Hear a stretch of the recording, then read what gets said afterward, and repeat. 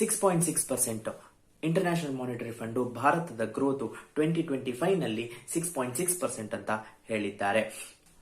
Globally economic slow down ಆಗಿದ್ದು ಸತತ ಒಂದು 10 ವರ್ಷಗಳಿಂದ 4% ಆಸುಪಾಸು ಅಥವಾ ಅದರ ಕಡಿಮೆ ಗ್ಲೋಬಲ್ ಎಕನಾಮಿಕ್ ಗ್ರೋತ್ ಇದ್ದರೂ ಭಾರತದ ಎಕನಾಮಿಕ್ ಗ್ರೋತ್ ಅಷ್ಟಾಗಿ ಎಫೆಕ್ಟ್ ಆಗ್ತಾ ಇಲ್ಲ ಅನ್ನುವುದು IMF ಒಂದು ಸಂದೇಶ.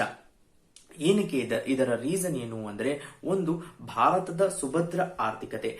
ಇಂಡಿಯಾಸ್ ಪಾಪ್ಯುಲೇಷನ್ ಯಂಗರ್ ಆಗಿರುವುದರಿಂದ ನಮ್ಮಲ್ಲಿಯೇ ಒಂದು ಡಿಮಾಂಡ್ ಇದೆ. ನಮ್ಮಲ್ಲಿ ಪ್ರೊಡ್ಯೂಸ್ ಆದಂತಹ ಗೂಡ್ಸ್ಗೆ ನಮ್ಮಲ್ಲಿಯೇ ಒಂದು ಇಂಟರ್ನಲ್ ಡಿಮಾಂಡ್ ಇರುವಂತದ್ದು ಮತ್ತು robust economic policies of the Reserve Bank of ಇಂಡಿಯಾನು ನಾವು ಹೇಳಬಹುದು. ರೀಸೆಂಟ್ ಡೊನಾಲ್ಡ್ ಟ್ರಂಪಿನಿಂದ ಒಂದು ಟ್ಯಾರಿಫ್ಸ್ ಇಂಪೋಸ್ ಆಗಿದೆ. ಅದರಲ್ಲಿ ಭಾರತಕ್ಕೆ ಅಷ್ಟಾಗಿ ಅದರಿಂದ ಇಂಪ್ಯಾಕ್ಟ್ ಆಗುವುದಿಲ್ಲ ಅನ್ನುವುದು IMF ಈ ಫೋರ್ಕಾಸ್ಟಿನ ಒಂದು ಸಂದೇಶ.